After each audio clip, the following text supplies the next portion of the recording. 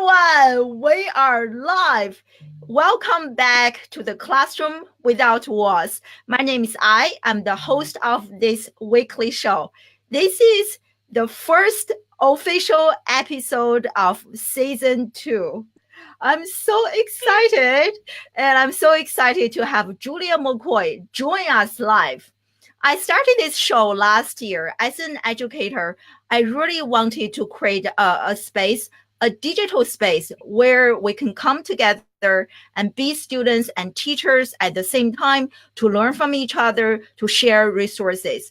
On my show, I interview leading professionals such as Julia McCoy to discuss topics related to social media, digital marketing, education, and entrepreneurship. If you are new to the show, thank you so much for joining us. And if you can let us know where you are joining us from, and I will give you a shout out. And thank you so much for being here. And if you are a returning attendee, you know how much I love you and how much your support means to me. And if you are watching this on replay, I know several people told me, our friends in London, they have to sleep. And I understand. So thank you so much for checking out the replay. And today I'm so honored to have Julia. This is the third. Everybody, this is the third time I have Julia on my show. That shows you how much I love her content and how much respect I have for her as a mom, as an entrepreneur, as a CEO, as a successful businesswoman, as a role model. So just in case, hey, we have several friends here, Darren, Melissa, Sarah, and Express Writer, of course, Rachel and Suzanne. Thank you so much for joining us. I feel so honored because my show has stopped for a few months. And thank you so much for still remembering me and for coming back. So Julia is the CEO of Express Writers for quite a few years. And she's also a highly successful content marketer, writer, educator, author, podcaster, ... Julia has been featured in Forbes not just once, but twice to share her success stories and tips in terms of content marketing and producing content that actually gives us money and conversions. I think we all need that, right? And at the beginning of this year, Julia achieved a financial breakthrough of 120K per month. Congratulations. So, and there's so much more to Julia, and we are going to let her share her story and knowledge and tips and insights with all of us. And today, Julia also has a surprise for my community only. So I'm so excited and I can't wait to hear more about that. So welcome to the show, my dear Julia. Thank you so much. What a warm welcome. Wow. And I'm so honored to be here as you start season 2. That's amazing. I'm so excited. Yeah. Do you want to add anything to my very brief introduction? Oh gosh, no, that was beautiful. I love how you added ... because that kind of sums up. Exactly. There's so many things. We were just chatting before the show started because Julia just launched a course. And for most people like us, it took quite a few months, right? To have the idea, to create the course, to launch the course. It took her like 1 month from having the idea to actually selling the course. That is impressive. Oh, thank you so much, Darren. We love you too. And if you don't mind giving this show a share and let us know where you are joining us from, that will be greatly appreciated. Oh, thank you, Nikki. And Nick, I miss you guys so much. I love you guys. We love you too, Darren. And I'm just going to get started with my questions here. As always, I'm also going to pin the Be Live link in the comment section.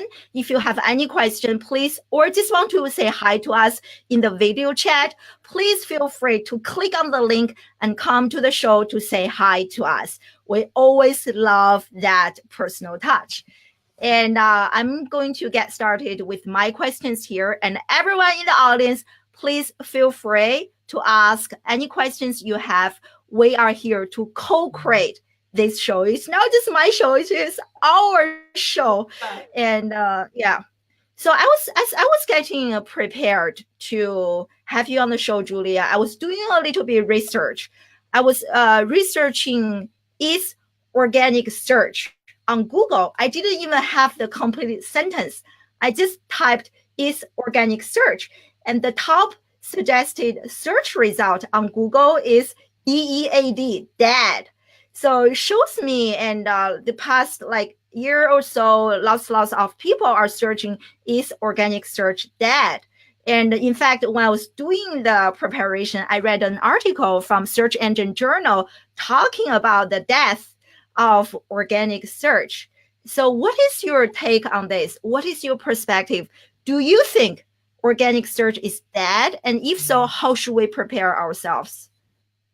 Great question. Well, I was thinking about that question beforehand, and there's just so much I could say. But one thing popped in my head like 5 minutes ago, and this is such an oxymoron, but where were you typing in that question? Just Google. I just opened Google. Yeah. How could Google be dead? But anyway, so how can search be dead? Okay, but my longer answer, that's so funny. That is a myth that's going around, and I think that that's related to the rise of so many other formats and trends and different things you could be doing. So why that's a myth? Whenever I was thinking about, okay, how can I answer this? Because there's just so many ways that I could answer this with case studies, companies that have been pulling in, millions of customers through organic search.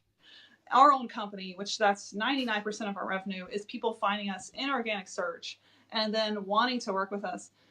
But going beyond the case study, back in 1996, Bill Gates said that content is king. And basically, the founder of Microsoft back then was predicting the internet to be a future of content, a content marketplace. That's what he was predicting the internet to become. And if you look at the internet today, of course, 20 years into the future, we're way beyond where Bill Gates was. But if you look at what's happening in Google today, for example, there's 3.5 billion people searching Google per day. If you compare that to Facebook, which is the number one social network, Facebook's traffic is 1.5 billion people per day.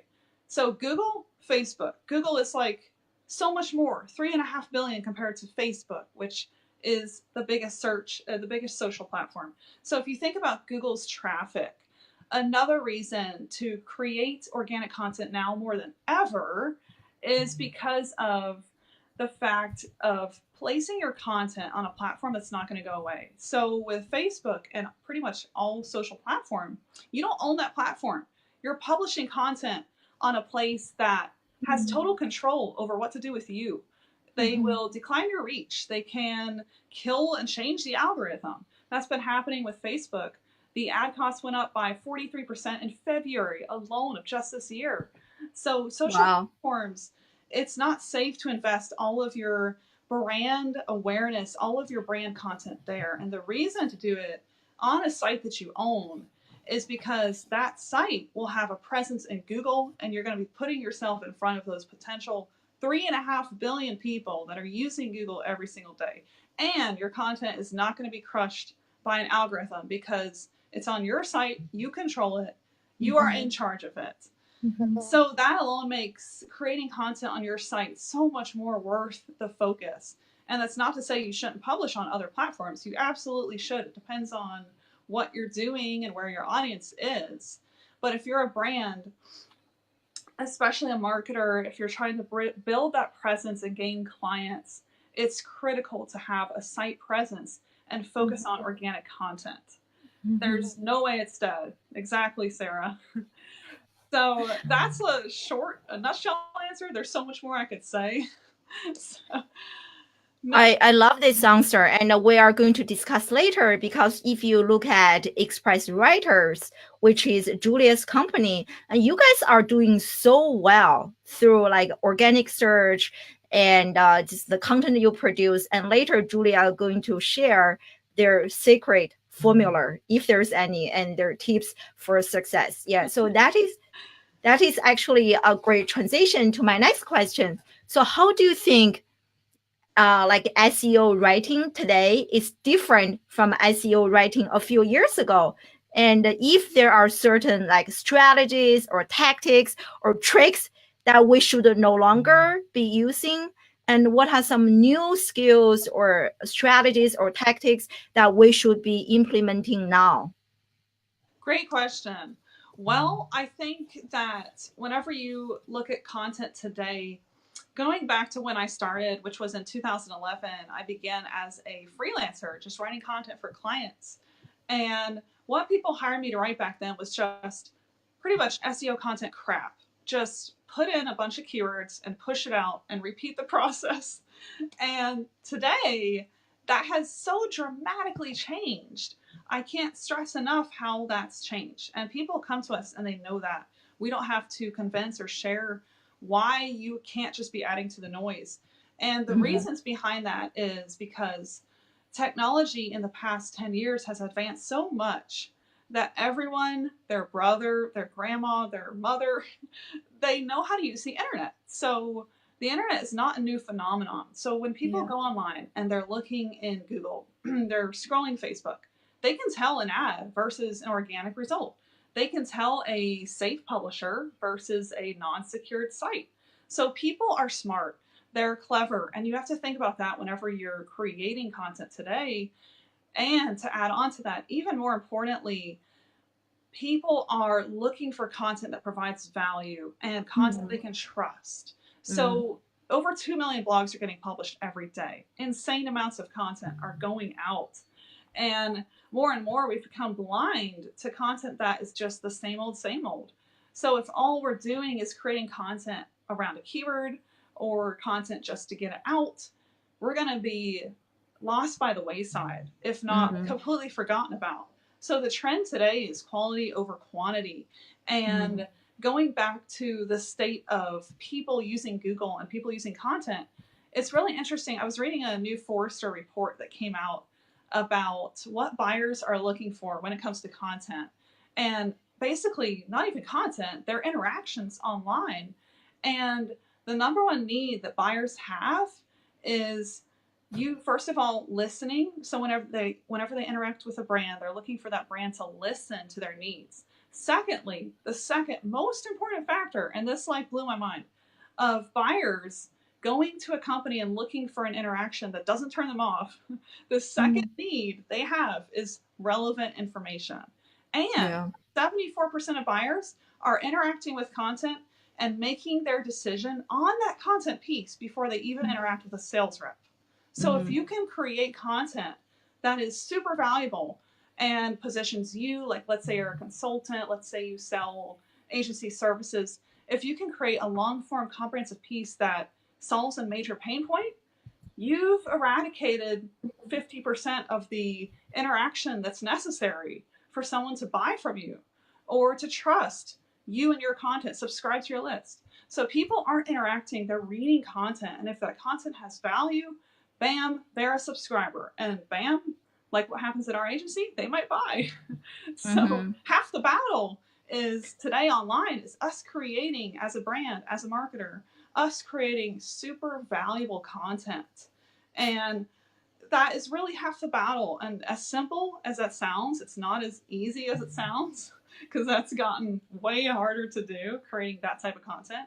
We have to know formats, we have to know structure, we have to know keywords, we have to know what people are looking for when they come to us. So it's definitely not easy. I'm not minimizing that. But if we can focus on that area, that's the trend of content, is just creating relevant, valuable content.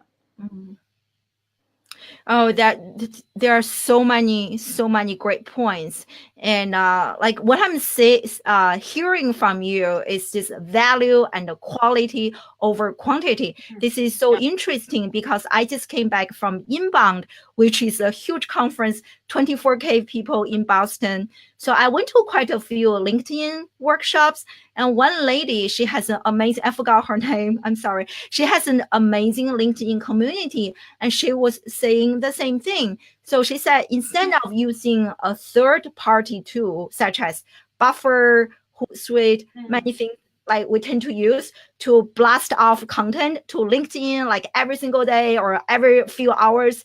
She said, if you just post 2 posts on LinkedIn natively, and those 2 posts will perform a lot better than using any of those third-party tools to blast off content. It is so interesting to hear that, which almost made me feel I should just produce content natively on every single platform, even though that's going to take a longer time. If I think about the long-term result, that seems to be better. It is really interesting to see the change. Yes, absolutely. I've heard the same thing about native content. And what I've done with that is I've started publishing myself to my brand profiles. So, Express Writers, we publish a consistent amount of content on a regular basis. And I don't have the time to promote that to all of our networks. So, we use Meet Edgar, and Rachel listen, schedules and writes organic, really good tweets for that. But on my profile, I've been experimenting with that, just publishing native content without that platform.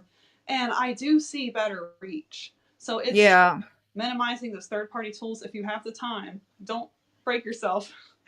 Yeah, I think someone mentioned like HubSpot or like a Facebook, the personal page doesn't even allow you to use any third-party tools to schedule automate content to the personal page, which is something I didn't know before.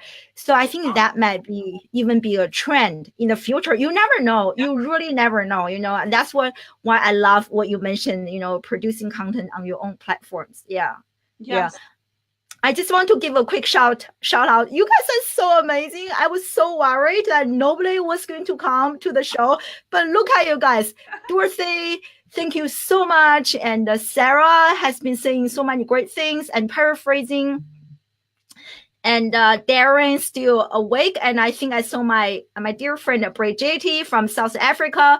So thank you so much. If you have any question, please feel free to ask. And I also pinned the Be Live link. Okay, we are just starting here, and already so much fire and so much great content. So thank you, Julie, and thank you everyone for joining us live. Oh, here's a question from Deborah, and who is based in Singapore. So thank you. It is like 5 a.m. or 6 a.m. for people in Singapore. So thank you. So that's her question. She is asking, if native posts perform better because they don't have any external link, or because didn't use any third-party tool. Do you want me to take that? Yeah, do you want to take that? I would say what I've heard in the circles I'm in and in different publisher networks is that it's the third-party tool. So whenever you're publishing a native post directly, the platform knows. Platforms are so crazy smart. LinkedIn knows, Facebook knows. I don't know yet if Twitter knows. I haven't really seen a disadvantage to publishing using a third-party tool yet on Twitter. So, hey, Jim.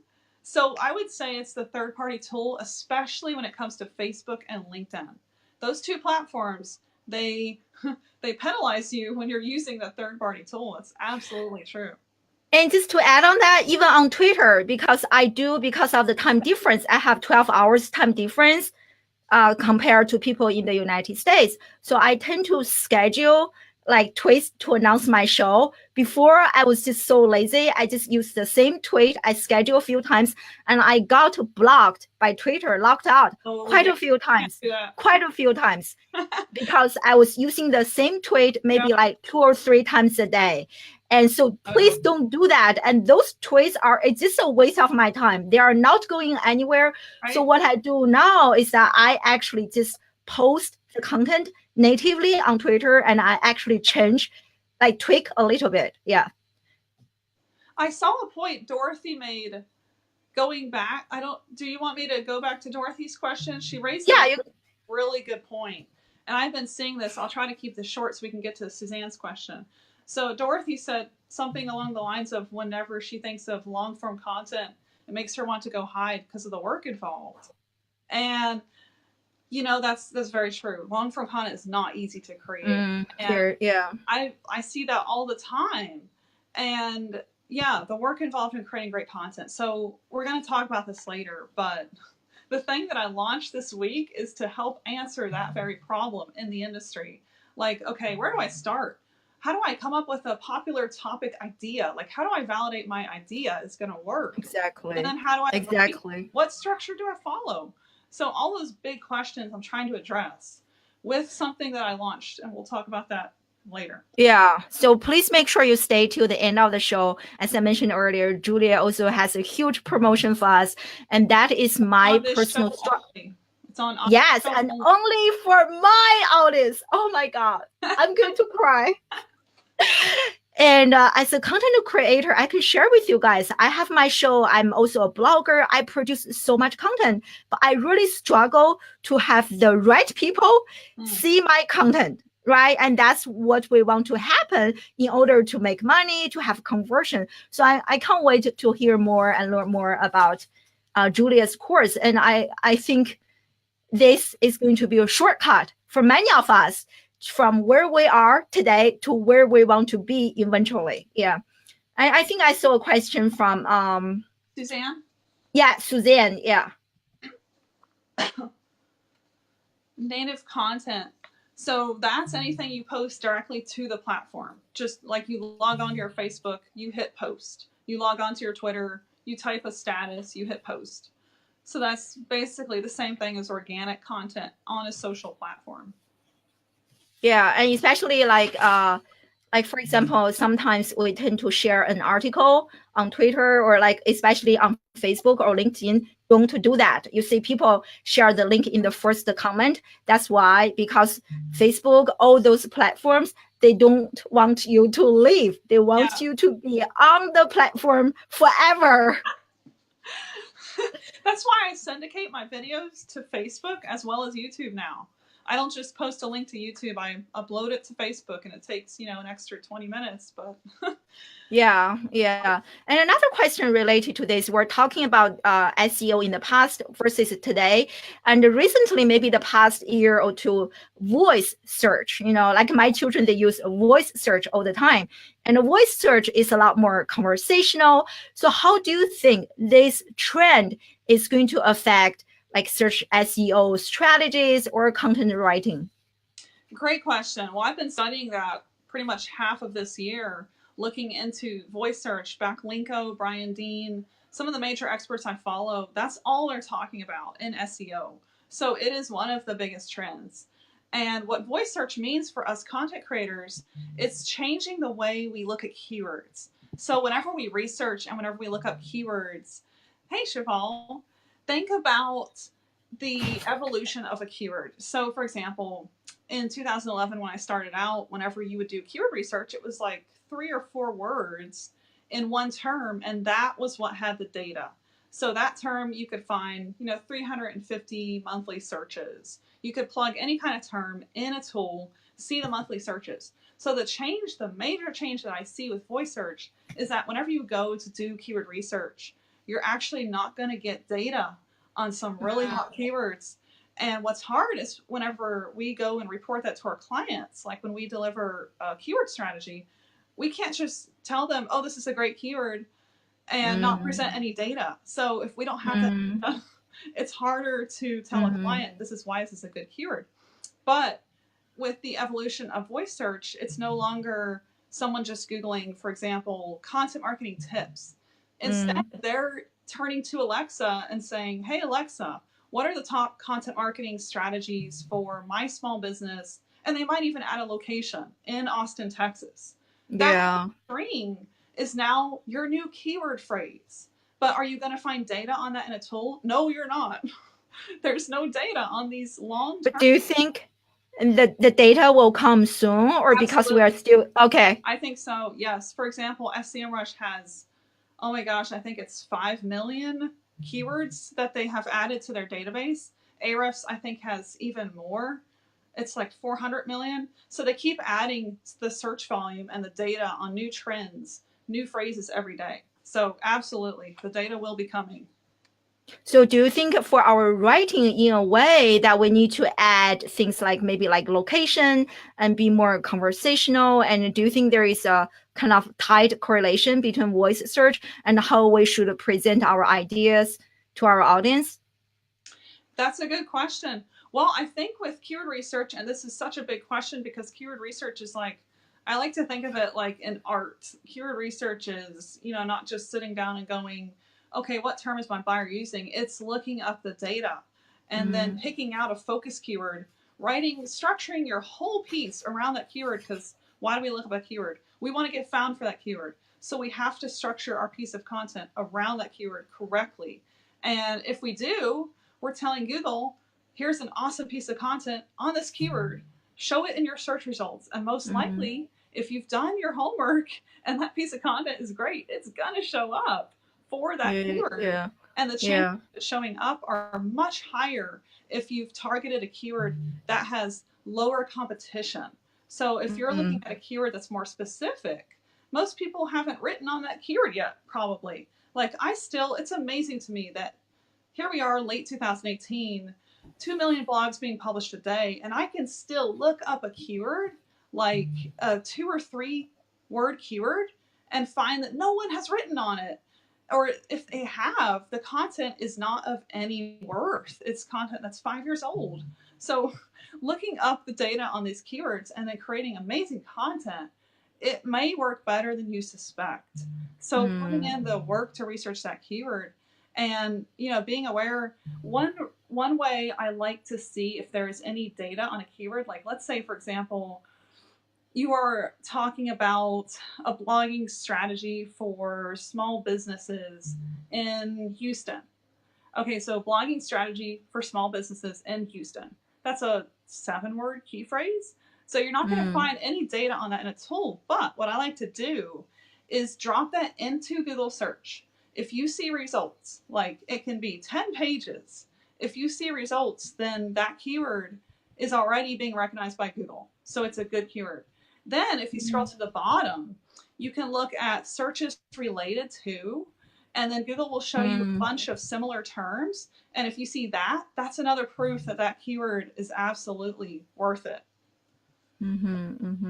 Wow, I'm loving all those really great tips here. And we have a question from Warwick, who is still awake. And so thank you so much. Warwick, that's awesome.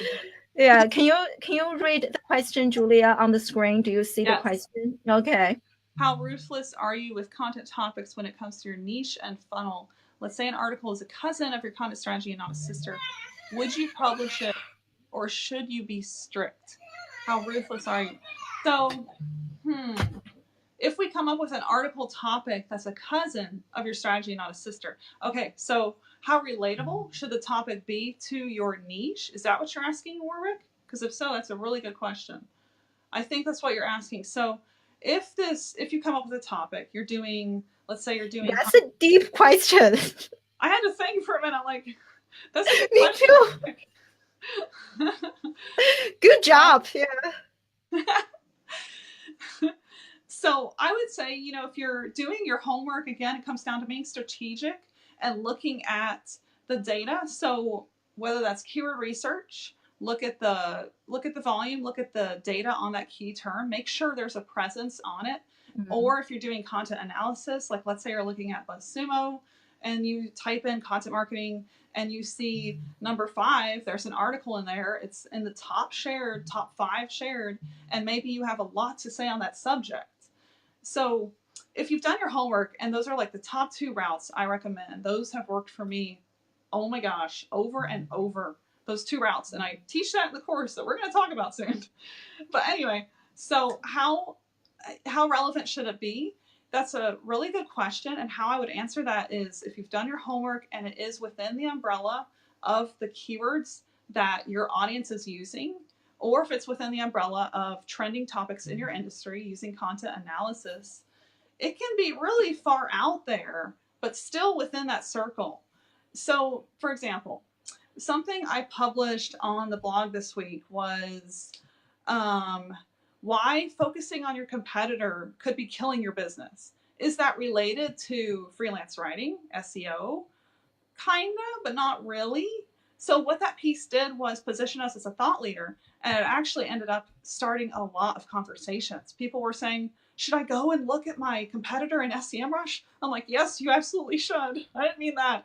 But it started really good conversations, and it brought our target audience in closer. It made clients go, oh, wow, that's a good topic.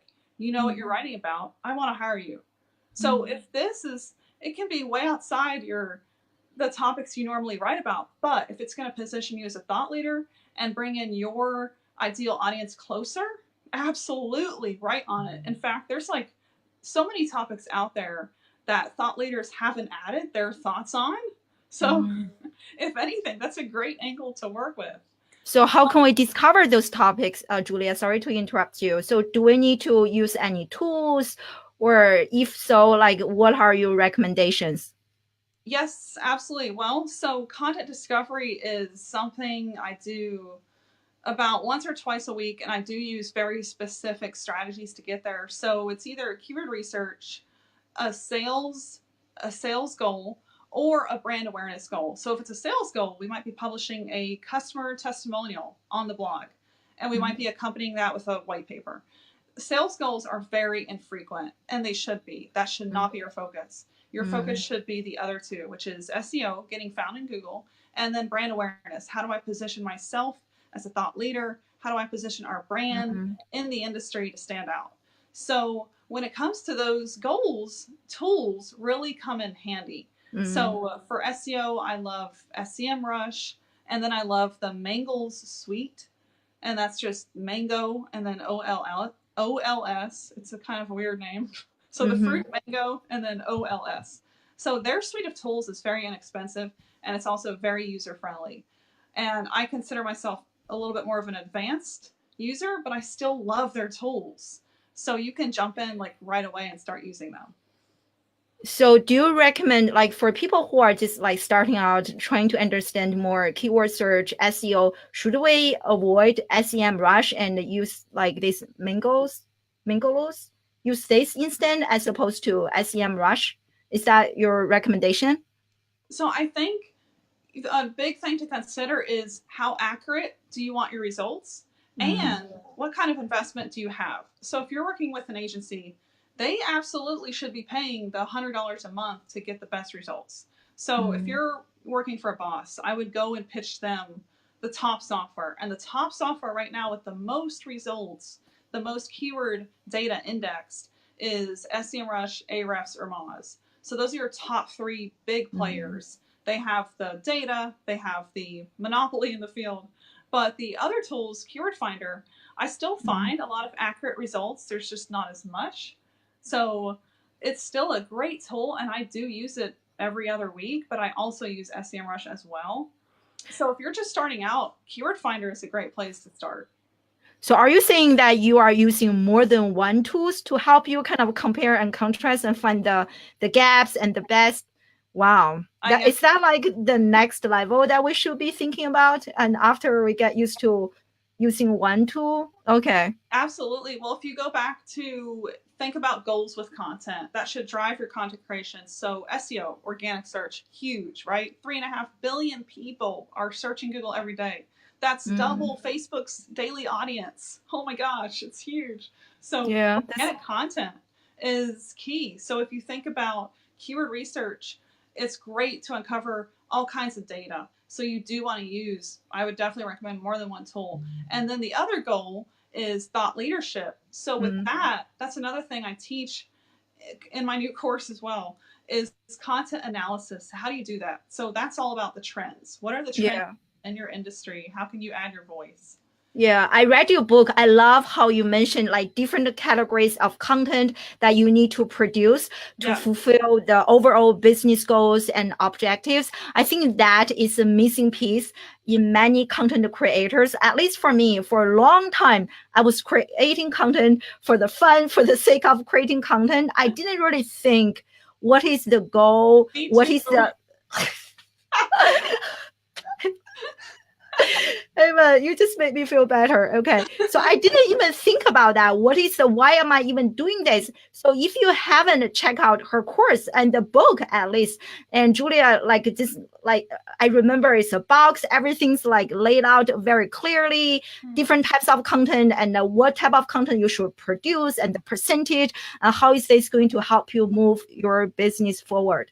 So this is great. Let's just transition from here to share this new course that you just launched, Julia. And so it is called the Expert SEO Content Writer Course. That's and so tell us more about this course and how is this course different from the other courses you have created before, and who is the audience for this course, and if we take this course, and what are some things that we can expect from taking your course, and how many hours will this course take? That's a big question.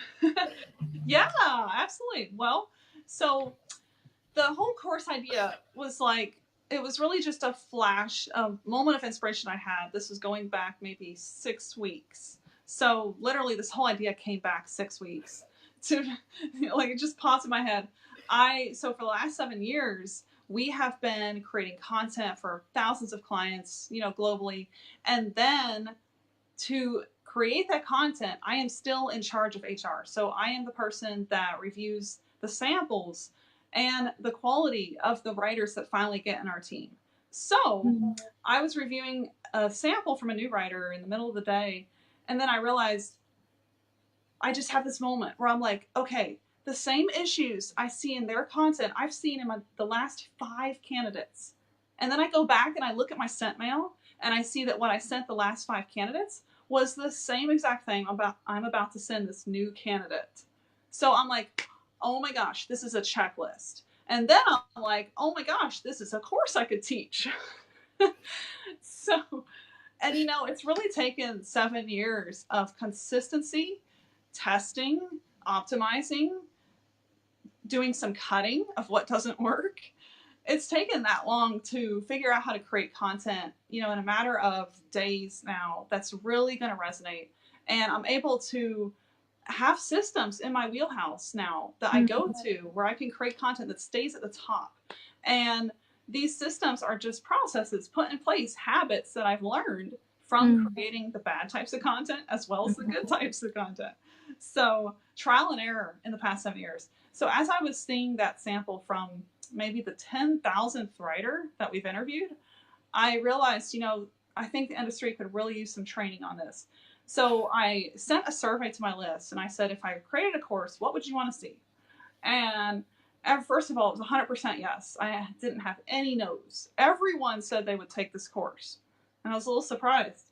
So 100% yes, and then 75% gave me the exact points that I was going to build in the course already. 75% of the people just solidified what I already knew. So I took all that market research. I created an outline, which is actually on the whiteboard behind me, the middle of the circle. Aww. All around the circle is what these people were telling me in my industry that they want to see in the course. So from there, I just developed the curriculum. We created a new brand. And it was off to the races. Like with anything I've done, I plunge in, I jump off a building, and I build the wings on the way down. So we launched it this Monday, and class is going to begin October 1st. So the people that are enrolling right now, they don't. That's going to be me. Okay. So what the course is, I like to call it a 1-week boot camp. And all you need is 1 week, probably 10 hours max, and you'll be able to get through the whole thing. And what you're going to learn is how to write, structure, ideation, all the way from the idea of this piece of content to the publishing. You're going to know each step involved with templates, cheat sheets. So what I've created is a pretty much on paper in a course how I have built my own processes to create successful content. How do we look up popular topics? How do we know for a fact that if we write on this, it's not going to fall flat? So that's what I teach in this course. That's what I need. Exactly. Yes.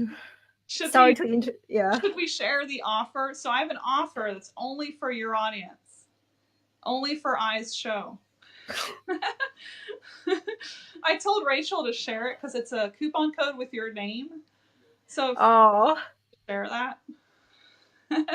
that's thank you. AIZHANG, right? Yes, I wrote it down. Let's see. I I think think we'll so. share that. It's also, we have a direct link, but this is the deepest discount we're actually doing on the course is with this code, which makes it $189. So definitely grab that offer. I'm going to right after. And if any of you is interested in joining the program, you and I, we should chat and we should hold each other accountable to finish the course, to implement what Julia is going to teach us. Because I have been a content creator for like 2 years and I really struggle with finding the right topic and actually scale from the content, the hours, writing a piece of content is not easy, everyone. So I'm so excited. And if you want to join and make sure that you and I, we connect, we can even have our mini Facebook group to just brainstorm ideas and to keep moving forward. And there's a Facebook group for students as well that's in the course. And we already have, we hit the 40th student today. I'm blown away. Like we have. Oh my God. Congratulations, Julia. 3 days and 40 people. Thank you. But the Facebook group, I've been encouraging these students to join it before class begins. So we have about 16 people already in this very private, you can't access it anywhere else, Facebook group that's only for the course.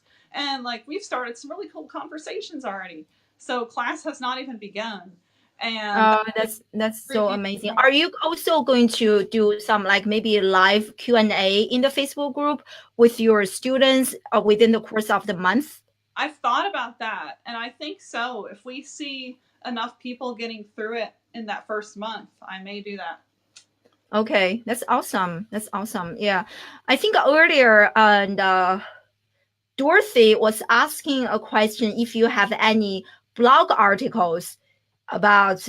I guess she was talking about search and the tools, and so maybe Rachel can just enter the website, the link to the website, and Dorothy, you can. They have so many amazing blogs and articles you can check out. There's a recent one we published, Nutshell Guide to SEO. And that's like just what it's called, your nutshell guide to SEO keyword research. That would be really good if you want some quick tips on how to incorporate SEO. But again, like remember, sometimes quick tips aren't the answer to really understanding the strategy. So if you need a guided step-by-step, here's what to do, how to do it, that would take the course. Take the course. I love that hashtag. I don't want to be pushy. But I'm telling you, everyone, I think I have been on this like entrepreneurial journey, so to speak, for a year and a half. And one important lesson I learned is to learn from the expert. I know, like, I think when we started, we kind of were under the impression that we need to know everything and we need to figure out everything on our own. And I think there's nothing wrong with that. It is just going to take so much longer and so much of your precious time.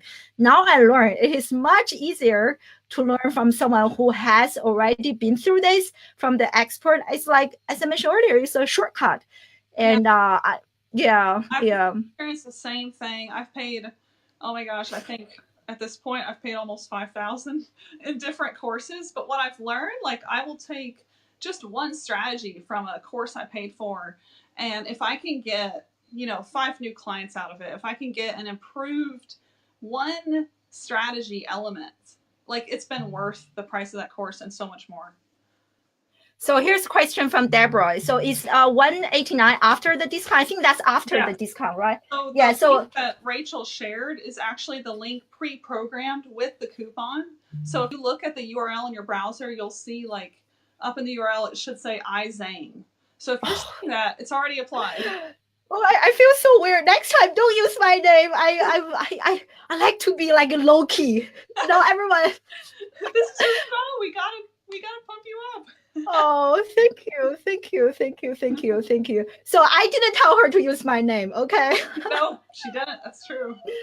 But anyway, that is after the discount code, and I'm excited you are interested in this, Deborah, and we can definitely compare notes. Any question, or do you have the specific kind of curriculum, or you are still developing it, Julia, or maybe you want to share just a few kind of like chapter headline or topics you would discuss? Yeah, absolutely. If you scroll on the page, you'll see I host all my courses through Teachable, which I love. It's an amazing platform. So if you scroll down on that page, you'll see the curriculum and you'll be able to see all of the lesson titles. So I have That's awesome. 3 modules, and the first module is just the strategy. And all I'm doing is walking you through, okay, why do we do SEO keyword research? Why and how do we do content analysis? Why do we care about these things? Why do they matter? How have they worked before? And then module 2, you're doing stuff. So as you go through the lessons, you're grabbing the templates, you're filling them out, you're practicing, you're doing blog prompts. I have like all kinds of exercises set up. And this is like so exciting to me because this is how I learn. Like I have to, repetition and practice makes perfect. It's not just like reading a tutorial, it's actually doing it and then being held accountable in a private Facebook group. So that's how it's set up. And those 3 modules is set up to really take you through each step, but not just the steps. It's to reinforce and really help sink in what you learn. So you're going to absorb what you learn. And when you walk away, there's a quiz at the end you can take to see if you remember what you've learned, you can retake it. It's not a closed test. But when you walk away, my goal is that you will know how to create content that's going to be successful. No questions. Like it's going to work. So that's my goal with this course. Wow, I love it. And I think Dorsey was just asking, she was looking for a guide. And now I'm on your website. I saw exactly this is a step-by-step course on how to write powerful. So I think I'm like, what should I put here? I couldn't think of a slogan. And then I'm like, steps, step by step. That's the slogan. Yeah, but I think everyone needs that. It's almost like just too much content. There's just like too much. So having that, I think it's really comforting and it is good. Yeah, I'm trying to share my screen. Do you guys see my screen or no? Or no? Okay, maybe not. Okay, maybe I need to figure out later. But this is great, guys. Oh, here. Oh. So this is, I think, Oh. here, look. Look at those. Those are the 1 to 4 words that really grabbed my attention.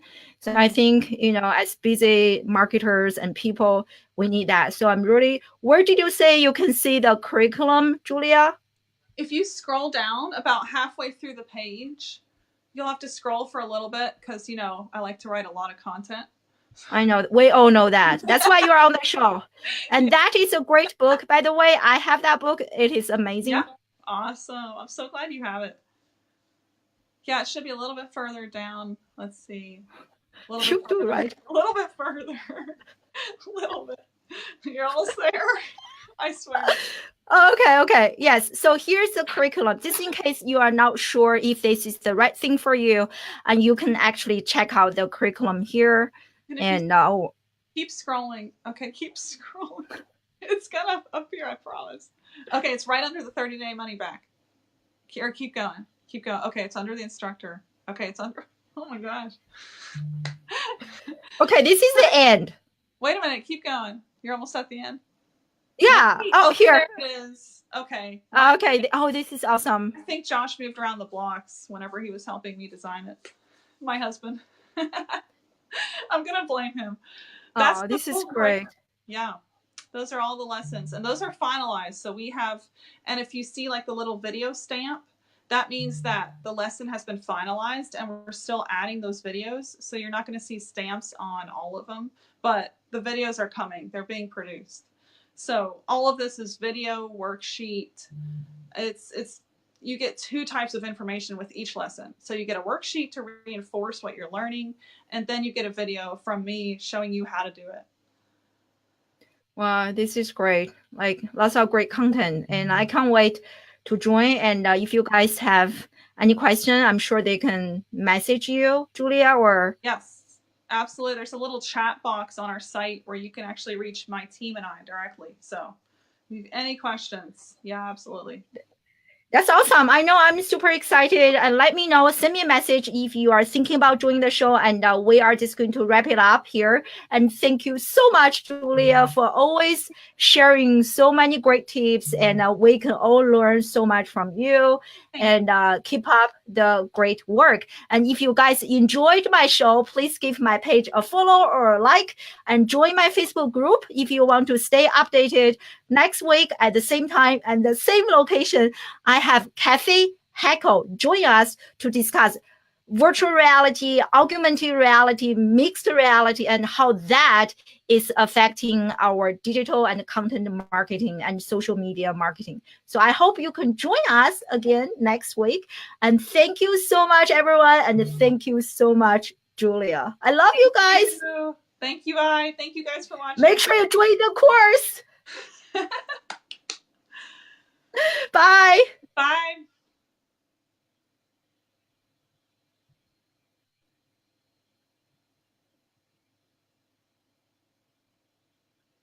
I can't stop it. Oh, here.